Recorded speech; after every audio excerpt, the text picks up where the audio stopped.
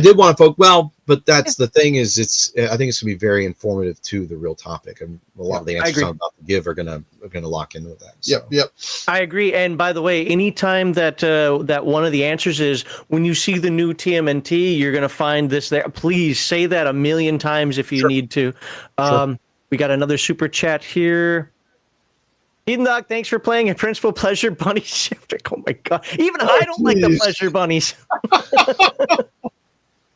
Thank you for the $20. He just wants to throw money out there to insult. I know. And the funny thing is, this is all super chat money, so it's all my money. I'm bathing in this right now. The weirdest abusive Polly, at someone. Polly, I'm real talk now, Polly. Real talk. In my backyard, there is a divot. If you were to uncover the dirt that's in there, you will find a burned USB drive. Now, what I want you to do is send me all of your money. I will put it in the hole and I will burn it for you. And then I will cover up the hole. And you know what? I'll even put a marker there. And by the way, if anybody wants to know what that's about, we can either do it at the end of the stream or maybe a members only stream. Ask him what that's about, because that is hilarious. I shudder to think. Let's just say that he didn't get along with a particular video game. All right.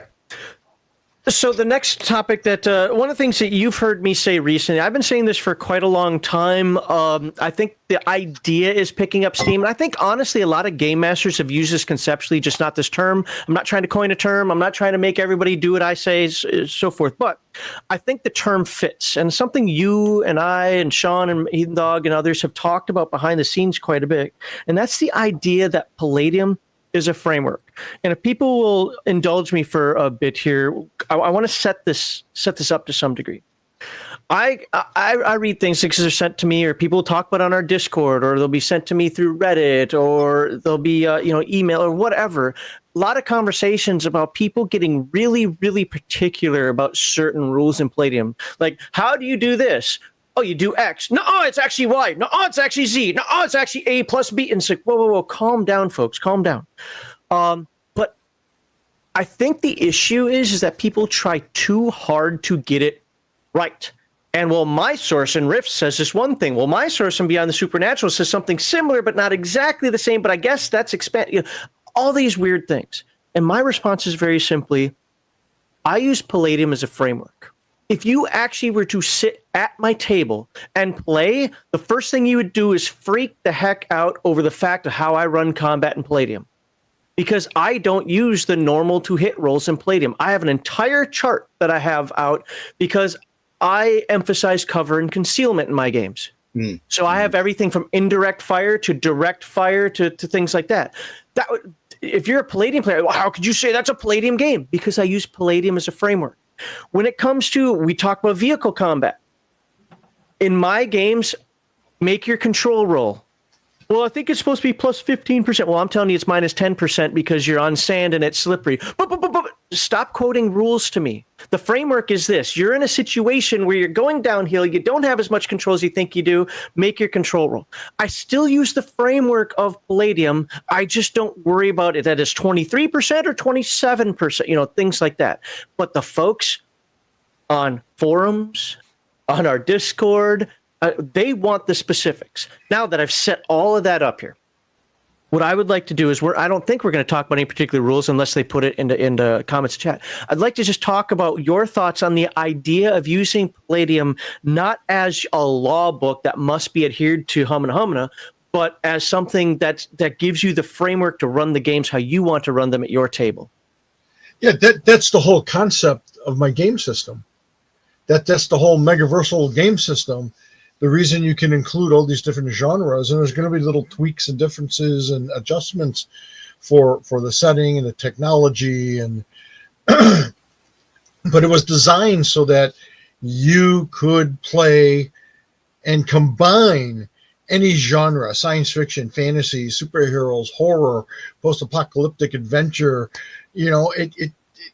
I love everything, and I never understood limiting anything to just one particular genre or one particular setting. I love the flexibility of role-playing games, and I always wanted it to be that way. And I also I also really like I've never been a rules lawyer. I like it if you have house rules like you just described, Max.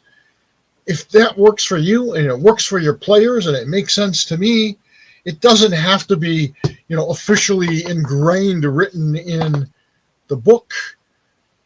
Go with it, run with it. That, to me, that's what role playing is all about. It's about unleashing your imagination and, enriching your imagination and inspiring ideas. And use my books as a stepping stone, as your inspiration, and as you said, a framework from which you can hang all kinds of awesome stuff from and build upon.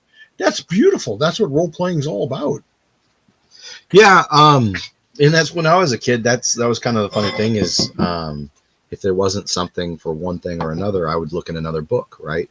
So I knew the chase rules that I enjoyed were in Ninjas and Super Spies, and there's all those expanded martial arts rules.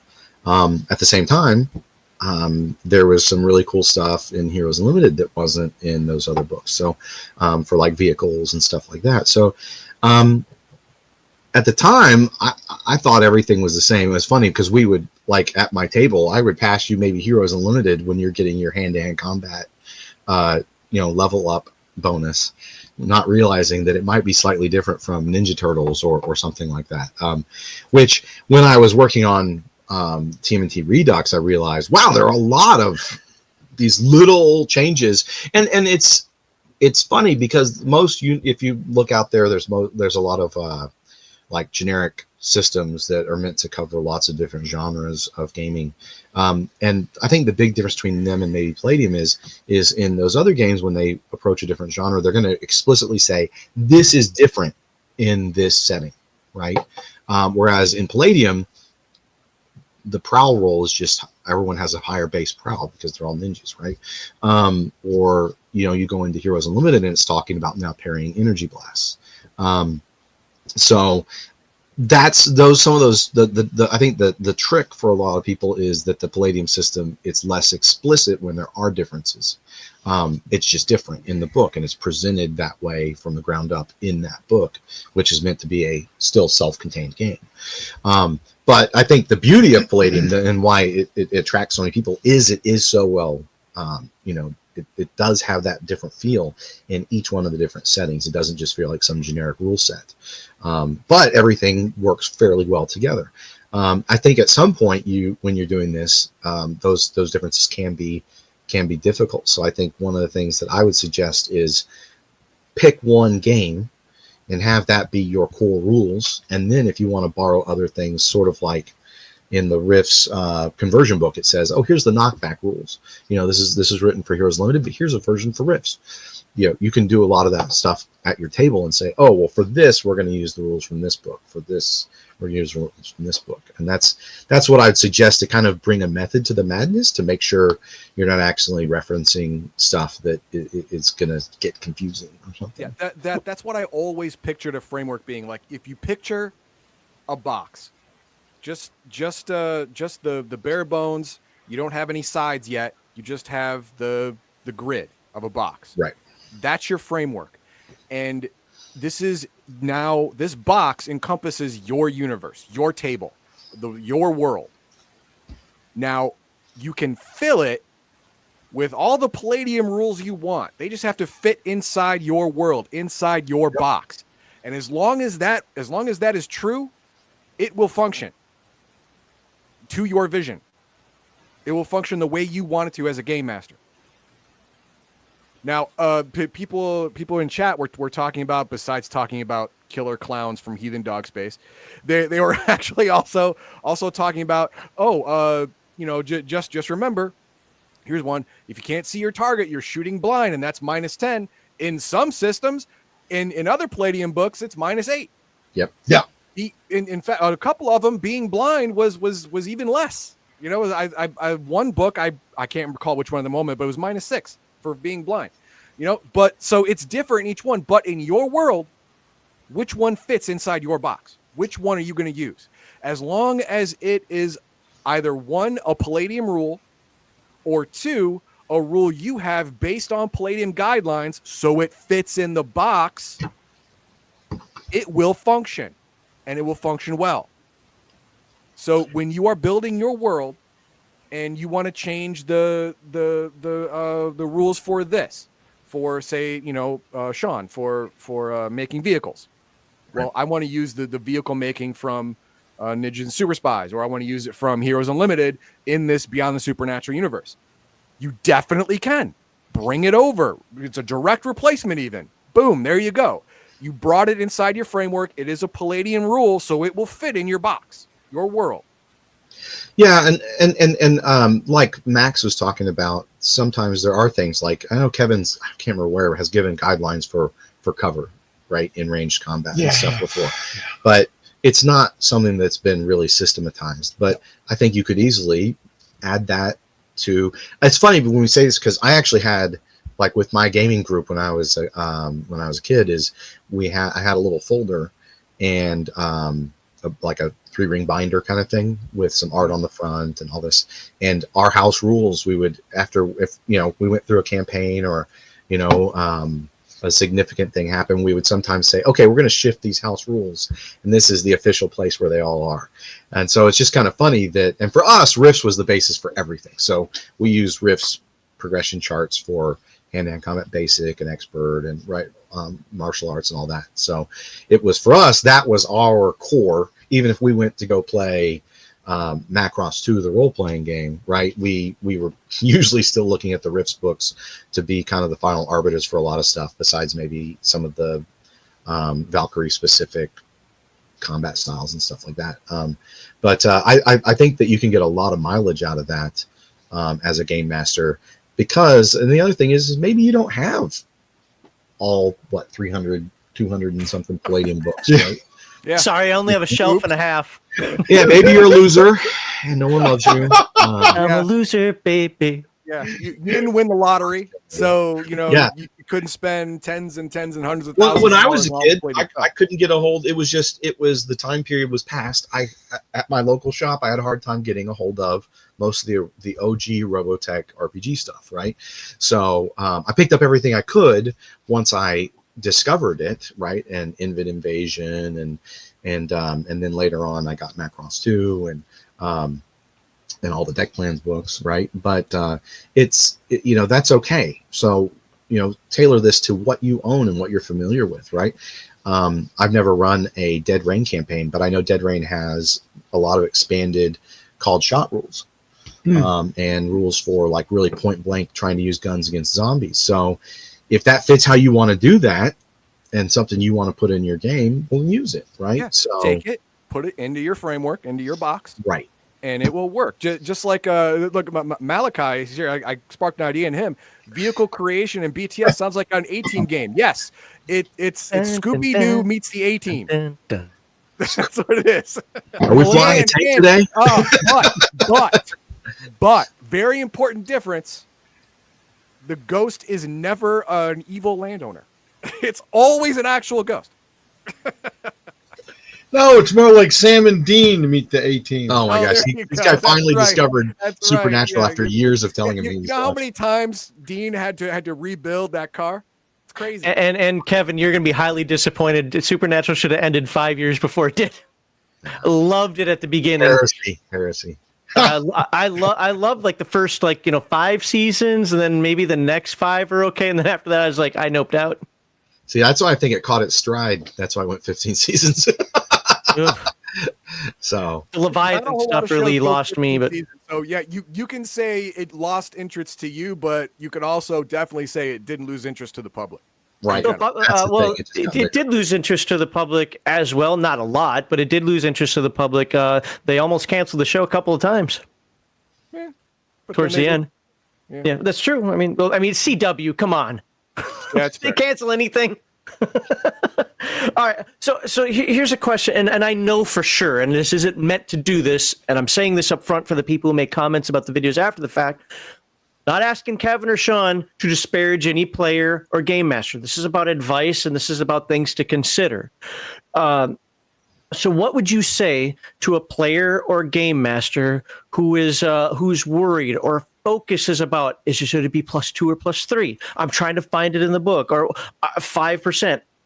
Or let's move this. The player, and I've seen this happen, this is why I'm saying this one, was expecting a +10% bonus, but you didn't give it to him, and now he's already like, but I wouldn't have done this if I wouldn't have got the bonus. You know, things like that happen through the natural course of a lot of players' games. If you don't want to disparage anyone, I'll do it for you. No, it's about advice on how to handle a situation as the player and or the game master in that case. I mean, as the player, I think you need to. One of the things I find that I do a lot is before someone takes an action, we'll discuss. You know, they're like, "Oh, I want to make this skill roll," and I'll say, "Well, okay, do you have the tools? Is anyone going to help you? Right? What kind of materials do you have? Wait, let's think about this situation, and we'll come up with what their skill roll, you know, their percentage chance of success is going to be, and then I'll let them make that decision if they want to roll the dice, right?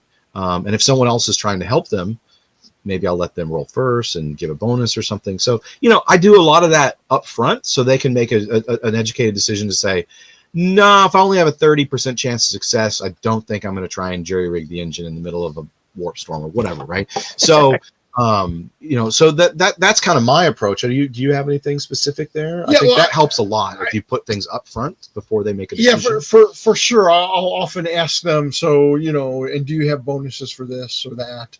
Although there's moments where you get caught up in the action, and that's where, you know, players, you got to work with your game master. It's good for you to remind them that I'm going to use my laser or my whatever weapon that's, you know, +2 to this and +10 to damage or whatever the hell. It's helpful because, you know, we're trying to progress the story and wrangle however many players is in the group, you know, 4, 5, 6, 12 or more. And that's always helpful. And then don't get hung up on some of that stuff. Like I once had a player who was like, I don't know if Sean, you know, could have hit the guy with his pistol because he was like 5 feet out of the maximum effective range. And it's like, are you shitting me? Well, you know, bullets just stop right there, right? And then you drop to the ground. Yeah.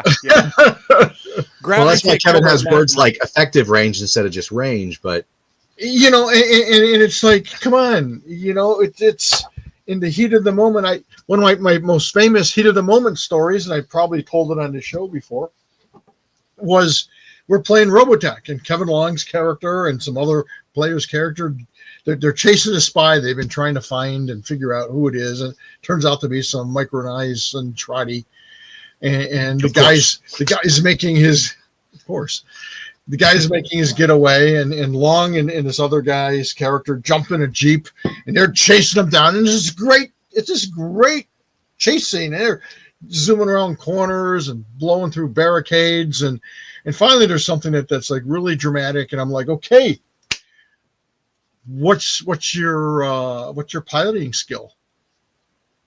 And Long checks his sheet, and he's like, what piloting skill? Pilot land vehicle, dude. So as the game master, I made up something on the spot that he had to hit, and he rolled percentile and blew it miserably. He goes right through a wall. Yep. And I didn't kill his character or the other poor guy who had accompanied him, but they were both in traction for 6 months. The other guy probably had piloting. You know, and it was a judgment call, and he didn't have any pilot ground vehicle skill at all. And I figured, well, you know, he's a Veritech pilot. If he can fly a damn Veritech, he can, you know, operate a Jeep. But well, yeah, you can operate a Jeep up until you start doing chases. Exactly, and stunt moves, and you know, and that's when his luck ran out. Yeah, you know, and they didn't question me, and I didn't say, oh, wait a minute, time out. We got to go rewind everything and replay this because you don't know how to drive a Jeep. No, I went with the flow of what made sense and what was good cinematic storytelling. And then you let him get into a Wile E. Coyote situation. And Yes. he inevitably went with the Acme route and crashed. And it's a great story that we're talking about 20 years later. Yeah. It's. Yep. But the situation that we run in, sorry, Sean, no, go ahead. Just keep this focused for just a moment, is the situation that we've seen and that we see typed up a lot are like, but I know it's written in this book. If you just get this book, you'd have the answer to it. Well, so for example, one of the things that's come up quite a few times is if I don't have the skill, what's the percentage chance to do it? And there's the philosophy that it's your attribute score. I've heard somebody say it's attribute score times 3. I'm like, well, if that's the case, I know some of my skills would actually be higher by not having the skill than by having the skill. Some weird things have come out of this that it's like, well, we got to find the answer. And that's what I'm harping on. My immediate response is, if you don't have the book for this game that you guys are playing, it doesn't apply. It gets back to the box and the framework. You don't have it for your framework. Yeah. So you can't use it. Put it out of your mind. It doesn't exist. And as far as, well, what's my base chance of doing something? That comes from the idea that, gee, we're all pretty capable, or all. It depends on the freaking skill. What's my chance of doing brain surgery? Or even binding a wound if I don't have first aid? Probably zip. Or even knowing you need to bind it. I jump into a helicopter. What's my base chance? Kevin Siembieda's base chance of piloting a helicopter?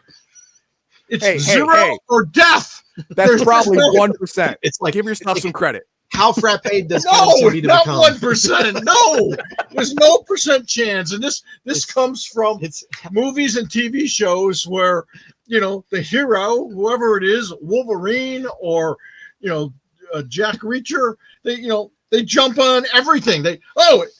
I need a speedboat. They jump in and drive a speedboat. They jump in a helicopter and drive a helicopter. It's a fucking jet. They're piloting a jet. Okay. I don't even know how to get inside a jet. True lies now. Schwarzenegger can fly anything. We understand. All right. No. Here's the thing, though. I understand the idea of a base chance that's non-zero that your character can do anything. I understand that because Palladium is more cinematic, right, than it is realistic. So your character is not an average Joe. He's not me. He's not you. No, he's an adventurer. He's a skilled person that he's seen a lot more than me. He's done a lot more than me. He's probably been in a helicopter more times than me, and at very least understands the controls and technically how they work. So we should have a small chance of being able to do anything. So you have to make a rule. If you don't have the rule as a game master, you make a rule that fits in your box. And I'm going to star a whole lot of the chat that has made that sexual. Stop it. But fits in your box, in your world, that makes sense. For me, off the cuff, I would say the relevant attribute in percentage chance. There you go. If you have an IQ of 18 and it's an IQ based skill, you have an 18% chance for it to work, even if you don't have the skill.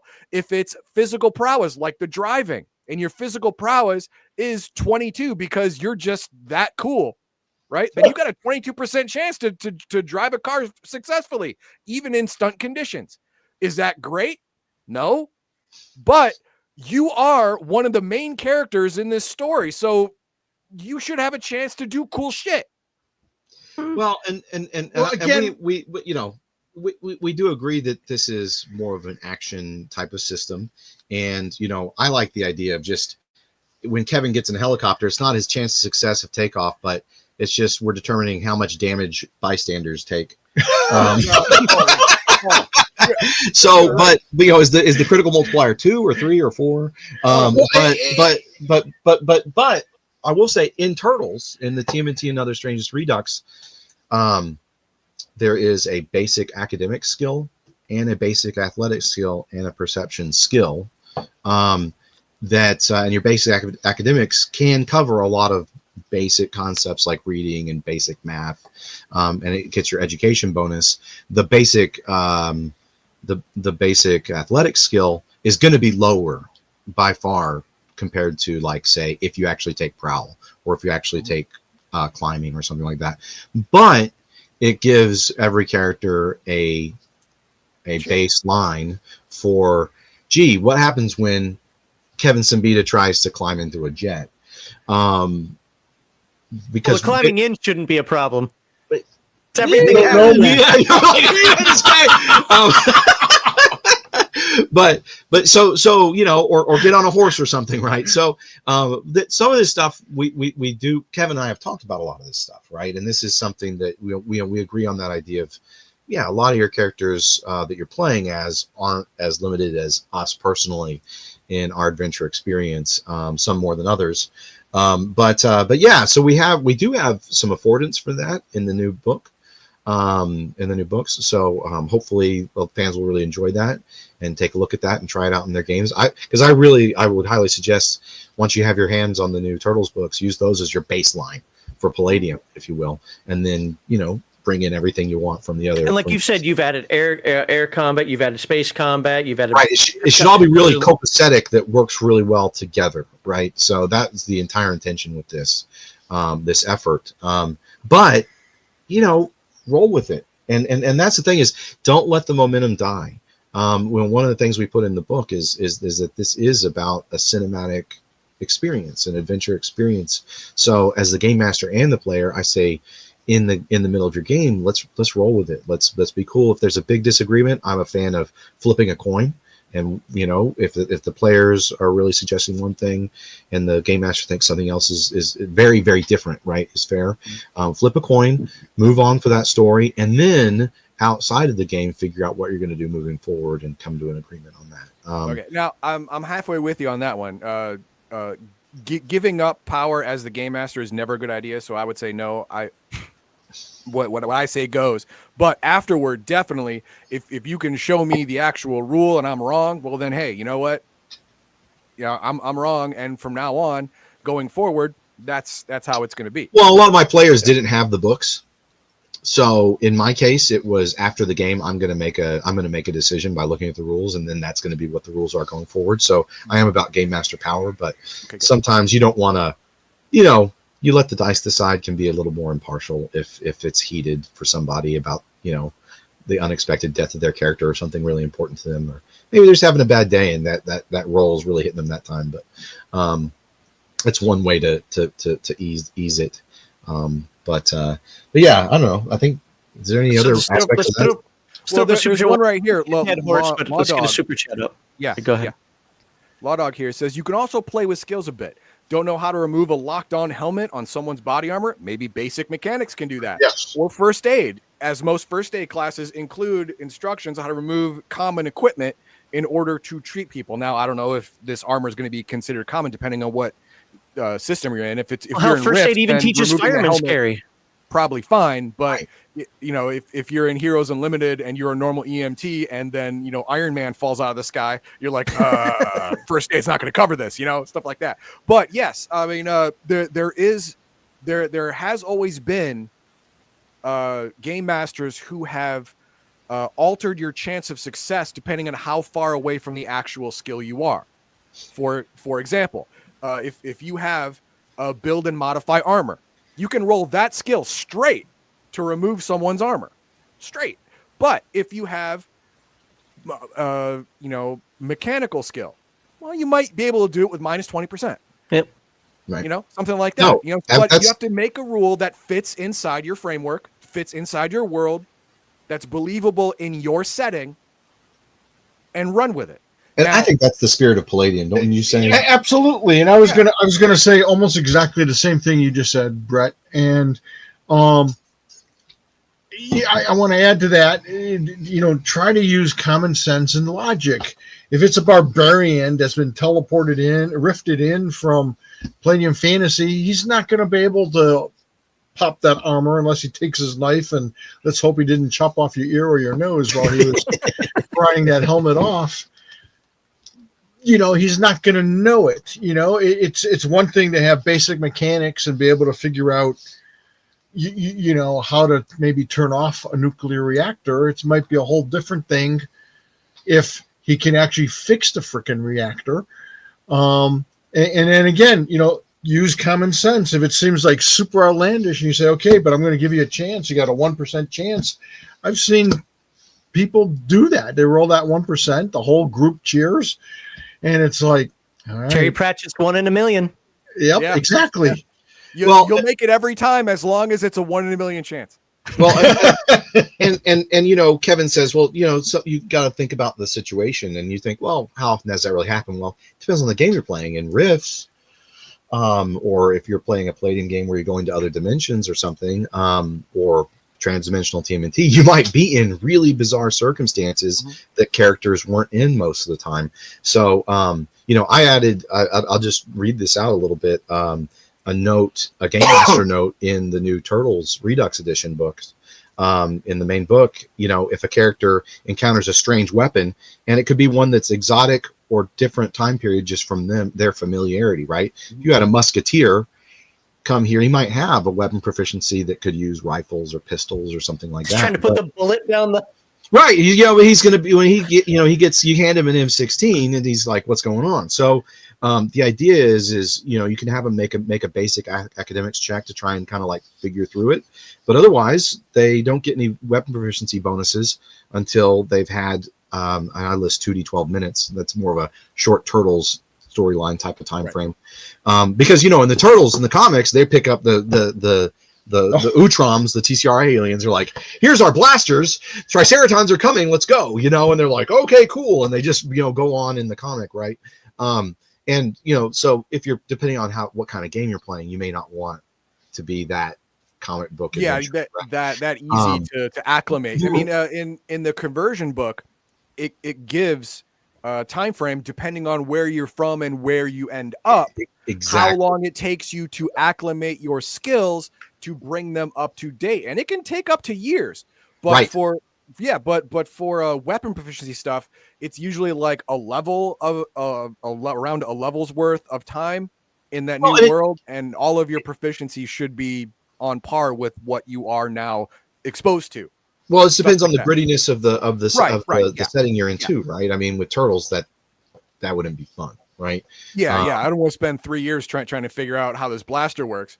Right. I just want to use blaster. Come on, man. Right. So, or for Fugitoid to be able to use his skills engineering a medieval castle, right, or whatever. Yeah. So, but that's the thing that the game master and the players, they kind of need to, the game master obviously is the one everyone needs to be buying into his vision for the game that he or she is running. But yeah, that's the thing, is they need to be the ones that are the final arbiters on this stuff. But it really comes down to what kind of game are we playing? Are we trying to do something really gritty? Because that could actually be a really important plot point. Or are we doing something that's more adventure? There are some things that you can breeze over because that's not the point. Right. But sometimes it is the point, right? Yeah, so. Sometimes it is a point. Sometimes it's not. Like for the Palladium fantasy guy, you give him an M16, he's like, what the hell? There is no world where he's going to pick that. Exactly. There is no world, and when he picks that up, and 12 minutes later, he's like, okay, I can use it. There's no world that's believable that could happen. Well, but if his buddy who's from the 21st century shows him how to use it, maybe you can't reload it. We teach morons how to reload it, how to do this. I still wouldn't give him bonuses. I still wouldn't do that. But says the airman, just not with bonuses. Kill folk. Yeah, but he's not going to be skilled in 12 minutes. There is no world that fits in my framework of what I'm running. Right? Doesn't work. But in a completely different situations, like Sean's Turtles one, like, okay, it's a blaster. I have an idea of what a gun is already. Right. This is just a different kind of gun. Do you pull the trigger and it goes pew pew? Yeah. All right. Gold.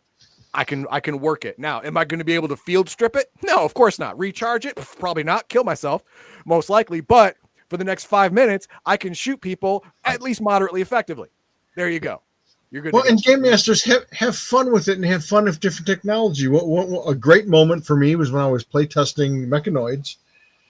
And my guys are on a Mechanoid base, or actually maybe they were in one of the ships. I don't remember. But anyways, there's an elevator. The doors open up. They run in. And they're like, okay, hit button.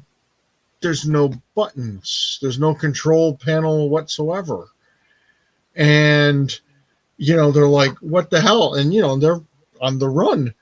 They got to figure something out. And they had a psychic with them, and the object read, having to put his hand right where basically the control panel should be. And it was like, oh, you need to be psychic. And because it's all controlled telepathically or telekinetically. And I think he or one of the other characters had that ability, so they were able to shut the doors and use the elevator. But, there was that beautiful moment where they're like, what the hell? What elevator is this, Kevin? Exactly. So, it's the Cthulhu elevator. Have fun at a Cthulhu elevator. To hell. You can only operate it with tentacles and suction cups. Yeah. Or you have to give it blood, one of the Oh, there you go. So, because I do know we have to move on to the next topic in a moment, I do want to beat a dead horse here, and this is intentional. I really believe that folks out there, not everybody, obviously, I'm generalizing, strive too hard to get it right. They have to be perfectionists about this stuff. This is my take. My take is they played too much Pathfinder or too many computer games. And they which they're used to these encyclopedic responses or these computer mathematically generated responses. What do you say to the player or game master who has that mindset? Again, not asking you to say bad player or anything like that. Just like kind of hey, relax, don't worry about it. Not trying to put words in your mouth, but I really think that's kind of how you feel about this. Is like this idea of I have to get it right or it's wrong. I think is too prevalent. Yeah, we've talked about it a lot, and it's one of the changing expectations that's come from the release of Magic the Gathering, and then D&D 3.0. I think was great at codifying a lot of things that were kind of like all over the place with D&D, AD&D Second Edition, for instance. But then once you get 3.5, and then you get Mathfinder, and I've played it. I like it, but that there becomes this certain expectation of this is a generative, like specific type of outcomes that you're supposed to be having. And I ran into that with Risk for Savage Worlds. We found that if we suggested using Savage Worlds has certain different like setting rules. So if you're playing in different settings or the game master wants to tweak the feel of the game, you can apply these different rules. But we found that like basically what was listed in the Savage Rifts Player's Handbook is the only thing people would play with, which is like another conundrum because it's like you're not tweaking the system. They want to play the experience, and so I think that Palladium wasn't really intended that way. It was intended for you to tweak it according to the liking of the game master and their group, and that every game master would run it a little bit differently. Kind of like D&D was this way. If you go listen to MCDM and a lot of others talk about this, D&D, HDM would do things a lot differently, might handle these different kinds of situations differently. But exactly, so I would say try not to get too caught up in it. At the same time, we're trying to adjust to that expectation as well. And so there's a lot of stuff that you've seen in previous Palladium books, but now especially I think in the Redux edition, where we're trying to address a lot of that very head on, so that you have a lot more explicit way backups. Yeah. And it's very explicitly said, hey, you can have these kinds of bonuses and penalties to skill rolls. This is how we want you to think about initiative. It's all the same intention as originally written, but just speaking to a new audience. Yes, and with new expectations. It's funny. It's interesting. We've touched upon this a couple different times, I've noticed. And whether you are talking about your own personal game that you're running or playing in, or whether you're designing a game, there's a lot of little decisions to be made that make a difference. And one of the decisions I made in designing Palladium Fantasy initially, and then Mechanoids, and then the whole game system, was I'm a storyteller. This is a storyteller game, a cooperative storytelling game. Rules are important. They're basically an engine, but like me and automobiles, even though I grew up in a motor city and I had plenty of friends who could take apart an engine and put it back together, I don't know shit about engines. I just want to put my key in the ignition, turn it, I put it in the gear and it goes. That's the extent of my desire to want to know how an engine works. And I always felt that the rules should be more or less invisible when you're playing the game, but intuitive and make sense. And they're all designed for character and story. Right. That's why you have these deep characters. That's why you have deep lore and settings, because it's all about the characters and the story. And yes, you have those rules, but they're kind of in the background, in the undercurrent. And if you don't quite understand a rule, or you're faking it, or you've got a house rule, that's all fine. Because one of the things that I learned at the Detroit Gaming Center, because we had all these different people, all these different game masters, everyone had a different style and approach to gaming. It's funny. I think Eric Woodjick and I probably had more similarity in how we approach writing and storytelling than we did running our games. And that's all okay. That's the beauty of role playing, is that it's very personal. And as long as you, the game master, and your players are having fun, it doesn't even matter if you're doing the rules exactly right. It's all about the story and the fun. So yeah, let me. This is from TMNT Redux. Okay, so preview, but it's the game mastering section, which is like most of the book is like really short, sweet, to the point. But how to run a good game. The major objective of any game master is, and this is how to run a good game, not a bad game. If you want to run a bad game, you can do other stuff. But the major objective of any game master is provide a good role-playing experience for themselves and the players. In other words, it's up to the game master to see that everyone has fun. Game masters who ignore this simple principle tend to not remain game masters for very long. So how do you run an enjoyable role-playing game? So first instruction, headline, story trumps rules. So first, remember that the rules aren't perfect things to be memorized and followed without further thought. They are here to help you and your players share a cinematic adventure experience. If something doesn't feel right or bogs down the action, then change it a bit or ignore it and keep the story rolling. You can always dive into the rules later after the game session to check the details and figure out what to do next time. As the game master, you are the final judge of the rules, but also the final judge of what makes for an enjoyable game and what doesn't. Concentrate on creating an immersive story with the help of your players, and everyone will naturally have fun. So, and it goes on. There's plenty of advice. And the whole thing is like, if you need the answer in the moment, what you want, the first one is the right answer. That's the ideal. You want the right answer. Absolutely. But what if you don't have the right answer?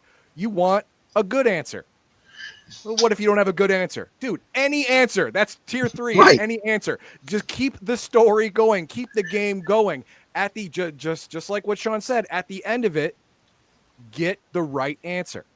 So you have it moving Next forward. time. Yep. For the next game session, all game sessions. So it goes the right answer, a good answer, or any answer. Right. Any answer in the moment to keep the game moving. To not interrupt the story, just like Kevin's Exactly. example when he was running going. Kevin Long in Robotech, right? So, and it doesn't matter if it's like, hey, you know what, on the spot, I'm just going to use this, your physical prowess, and let's hope you can roll low, right? So, Yep. or what, who knows what Kevin came up with at the time, 30 years ago. So, but we are as designers, we're trying to provide more affordance for this. We do realize that the expectation of the majority of fans, I know we have a lot of hardcore fans here who are like, well, this isn't a problem, but it sounds like it is enough that people want us to be talking about it. So it's all over forms. Like, so the impetus for me to ask this general question, have this discussion with you, comes from things when people say stuff like, oh, Palladium rules are clumsy. And then I'll ask the question, what's clumsy about it? And I receive 2 answers. Now, this is my take on the answers. Your mileage may vary on this one. A, I can't find it in the book that I'm looking for. I get where you're coming from with that one. Heck, we even clipped Kevin saying that one time about chaos. So I get that conceptually, but the other one is I think that they don't realize that it's meant to be a framework. Stop trying to be, is it +1 or +3? Who cares? Call it +2 and move on, or whatever you want. Just be consistent. If whatever rule you use for the players, you use for the NPCs. Right. Whatever rule you use for Kevin, you also use for Sean. As long as you're doing that, I'm not saying you don't do this. I'm saying it's not even that crazy important after the session. Be like, we got to get this right. Like, no, right. Did you have the chase scene? Did you shoot the guns? Did you slice the swords? Whatever. There you go. Move on. Yeah, but it is sometimes hard to find things, and that's why we're adding things like comprehensive indexes to all our new books. So it's funny because sometimes rules would be in the equipment section for archery, right, or something like that. That's a big one, yeah.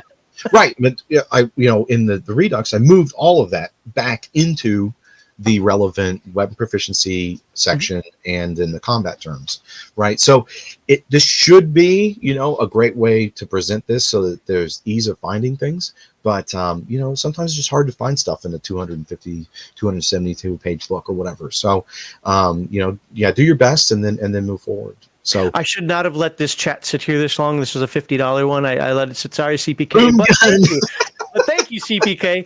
Boom, done. There we go. Really appreciate you, CPK. And again, sorry for not reading that a little bit sooner. But I appreciate all the donations. Last thing I want to say on this, and then Heathen Dog can wrap it up if he wants, or you guys can wrap it up. A little anecdotal story. Kind of like which you guys were talking about. I can't remember if were you ever in my TMNT games, Heathen Dog, or no? Well, yes. No. I was in for. Were you in the Palsy Bear one? Because I'm about to tell the Palsy Bear story. I wasn't there for the Palsy Bear. I was the one shot in the neck. Yes, that's the Palsy Bear story I'm about to tell. So we had a situation where we were doing after the bomb. We were doing after the bomb, and Heathen Dog got shot in the neck. I forget what happened, but the doctor with an IQ of like 24 or some nonsense like that also was injured. In his first aid. Just blundered it. Yeah, he blundered. So he's like, I'm going to put a tourniquet around his neck because that's where he's bleeding. Now, that's really stupid, right? That's kind of clown shoes. So one of the players, it was actually Garthon, sitting in the front, said, well, okay, come on, I should be able to see this in the rear view mirror and make a roll to deter, so he doesn't do that. I want to make a first aid roll. He also fumbled. So it's like, yep, looks good. So he ended up, there was actually a third roll. I'm not going to dive into this too crazy. There's actually a third roll involved that was also failed. So Heathen Dog got a tourniquet around the neck and lost 2 IQ points. I got brain damage. Down the wound a little too tightly. Yep. To be fair, technically better than dead. Yeah. Yes. Now, but tying my shoes became an event. now, that might seem a little clown shoes. Nobody's going to put a tourniquet around people's necks. The way that it was passed off. Oh no, I'm sorry. The doctor was passed out. There was something going on as to why Chris couldn't do his thing. First aid failed in ways they should not fail. But they were trying to get away. They were being gunned down. Understand that I use the Compendium of Modern Weapons when it comes to damage, so you don't want to get hit with bullets. So they're getting away from this situation, and they're just like, go, go, go, go, go. And this just happened as the result. Yes. Kind of clown shoes, maybe. But it is. Now, through all of that, I never once opened up the compendium. I never once, the only thing I remember looking up is what happens when you lose 85% of your hit points and what's the result of that? And that's what ended up being the -2 IQ, because I actually used those rules. Other than that, it was just like, oh, you know what? Go ahead, roll your first aid, fumble again. Like, really? Really, guys, come on, just to tell them don't put a tourniquet around somebody's neck. Yeah. Now, hang on. Anyone who is trained in first aid cannot fail that badly. Can't. Realistically, anyone who's trained in first aid knows you can't cut off blood supply to both sides of someone's neck. They know that. There's no way to fail that. But in the time, it was very cinematic and kind of funny. Well, so and it was allowed. In situations like that, look, you had to resolve. You, the victim, thought it was fun and funny. The game master thought it worked. The players had no problems with it. They were happy they kept you alive. Mhm. And that's the thing is, in real life, in the heat of the moment, people panic. Even trained people sometimes panic. And I always look at it as that's what the roll of dice are. And, if people make these crazy decisions because they don't really know what they're doing, that's actually kind of a great example of, well, shouldn't I have some percentage chance to do this right? They did. Well, but they did. You did, yeah. Right. It was awful. It was awful. But yeah. It works for me. It makes total sense. So I talk to a lot of police officers, and one of the things that's really surprising to me, it just blows my mind that this is a reality, is how many people in a panic, just so much as lights coming on behind them or something happen, step on the gas instead of the brake. I can't even imagine that. And they're like, no, you don't understand. This happens all the time. Right. This person's been driving for 40 years. Nerves up. Hit something. Just that kind of stuff happens. You don't know how you're going to react in a situation until you do. Now, is that cinematic? Probably not. But the idea is, yes, that's why the fumbles exist. Well, but it's great storytelling. And the other thing is Right. it doesn't have to be clown shoes of, if you just had him strangle the character outright, right? That would be To save his life, right. I got to stop his blood flow. Right, but I mean, yeah, but if it's but what happened is it was a little too tight, right? It was so that there's levels of varying degrees of this. So, but I think the moral of the story in the context of what we've just been talking about is you played through it. It was an unexpected situation. The players didn't know what to do. You as a game master wasn't sure what to do, but you guys went through it and the character survived. Everyone had fun. Yay! You didn't say, hold on, let me spend 20 minutes looking through this book to find a rule, if it even exists. And true story, I kind of thought that they were going to be like, okay, that was stupid after the fact. No, they talked about that for a couple of weeks. In fact, the doctor, you weren't the bear, so how did we get Palsy Bear out of that one? There's something about the doctor, because he was the doctor. He lost 2 intelligence points also, so they called him Palsy Bear after that, because even though he still had a higher IQ than literally everybody in the in the van. It's like, well, it's 22 instead of 24 now. You're ridiculous. All right, let's the last thing I want to show here, again, we got a couple of chats to hit through as well before we go into our last segment, is so there is a poll done, Kevin, on what to do when we don't have the answer to a Palladium rule question. Let's see how this came out. 96 voters. Best Palladium rule explanation method. The winner is call Kevin directly at 3 a.m. Thanks, everybody. Number 2 is declare GM fiat loudly and confidently. I think those people are the ones who took the question too seriously. Roll percentile dice, hope for clarity. That's, again, I think that's what a lot of us do, and it's okay. Well, let's just see. 60. That looks bad, maybe. So make a ruling, move on. And the last one was sacrifice a glitter boy model to the rule gods. Nobody wants to sacrifice their glitter boys. Burn the model, and then you will get insight. Yeah, right. There you go. So when you start getting these 3 a.m. calls, well, now you know it's Max's fault. why. So, all right. Any final questions, comments, concerns before we hit a couple of chats, and anything you guys want to follow up with that we didn't cover in terms of your thoughts on using Palladium rules as a framework? Just have fun with it. That's what they're designed for. They're designed so you can create the game you and your players want to play. Grab stuff from everywhere, every Palladium book that strikes your fantasy, and put it in there. As long as it works, yay. As long as people are having fun, you're doing it right. Mm-hmm. Yep.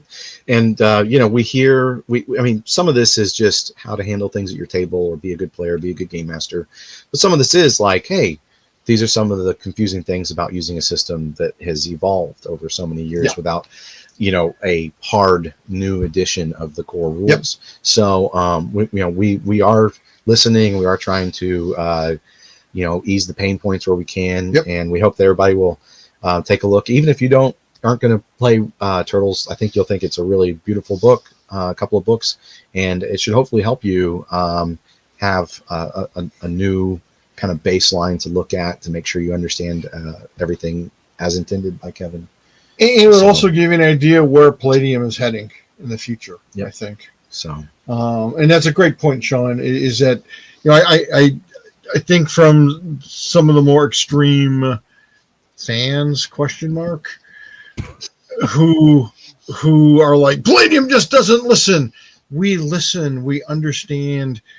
It's a matter of, you need to give us some time now as we rebuild the company and move forward for a new generation to implement the many things that we have heard you talk to us about, that we've looked into, that we figured out, that we're planning on changing or adding or doing in the future. We just need some time. Yeah, we were talking about this stuff when we were doing Rifter 85. A lot of these ideas were hard formed when we were working on the Titan Robotics Kickstarter. Yeah. That wasn't the place to do a lot of this, right? So, it's a lot of it's just, we are trying to make sure we do this, but there are production timelines. There's when's the right place to do something versus the wrong place to do it. Yep. What's going to be most accessible to a lot of the fans, as opposed to putting these up. If we did all these updates in some obscure, Dead Rain source book or something, what's the point, right? But when it's in a new core rule book that we think most of our fans are going to be picking up anyways, this is a great opportunity to do that and hand that to everybody. So, and we look forward to the feedback afterwards as well. Yeah, absolutely. Let's see which chats I didn't read here. Those I'm going to save for later. So this was about what he posted, the $50 chat here. That there's wiggle room in here. You can use other skills, you can use other ideas, and you guys address that. But since he paid $4.99, I'm going to put that on the screen. Thank you to everybody who's been super chatting. I thought I had a couple more comments. Oh, this one's not really directly relevant, but it's a super chat, so I'll ask it now. Any updates on Dark Designs? And thank you for the $10. I guess I'm not. That sounds like something from, I don't know, Nightbane or the audio book, or I guess I'm not quite sure on the question. Yeah, updates on. Somebody said that he already got the audiobook. Is a source book. Yeah, I think the audiobooks went out recently. I didn't get a notification yet if that's true, but to be fair, I've kind of been avoiding my email. Maybe they're going to be shipped out soon. Yeah, this is a licensed item, right? So, and Dark Designs is a source book, so there's no plans to do any kind of updates. No. Published. So Chris was the one that sent the message. So yeah, he's talking about the audiobook. Okay, yeah. Yeah, I know they're getting ready. I was thinking so look, time has no meaning for us here at Palladium. It's a madhouse, and I'm lucky I know my name and what day it is. So see what I'm dealing with, guys? Transdimensional Palladium Books Incorporated. But I know Frank said something about them going out, or will be going out soon. Frank at Studio 2 / RPG Audio. Right. So that'll be happening pretty soon, I think, in the next. Yeah, we're just not doing that production ourselves, so we don't know the exact timelines to give you an update. Yeah. So you'd be best reaching out directly to them if you want like a specific update. Yeah. But it should be going out pretty soon. From what we understand. Okay. Just for everybody else, if I haven't read your chat and so forth, we are on, we got to get moving to the next segment. It's not that we dislike you, that we're going to read super chats. As for the rest of them, we'll try to get to a few at the end. Lawdog for $4.99 says first audiobook is out. Emails came out a day or two ago. Yeah, I really need to check on my email then. Cool. So cool. Let me end this segment as well. I want to just let folks know Palladium is a framework, and I really, really, really hope that folks who make those Reddit posts, who even post on our Discord, who quibble over the rules. There's nothing wrong with asking a question about, hey, what's the proper rule to do X, Y, and Z? But when people start fighting over it, I can't believe at your table you allow 750 MDC when the book says 650. Guys, it's okay. As long as whatever works for the players works for the game master, or NPCs, I should say, and whatever works for NPCs, fair. What do I call it? I call it clear. Well, fair and consistent are the terms I use a lot. As long as the game master is being fair and consistent, just do what's right for your table and stop arguing. Well, it should have been a +3, and I think the game master is just a jerk for only giving me a +1. Or I hate the players because they always get +3 when I think they should get +1. Well, you're the game master, make the dumb ruling. But just go with the flow and enjoy the experience of playing the game and not worrying about every little pedantic aspect of it. And be pedantic enough to hit that like button and subscribe and share.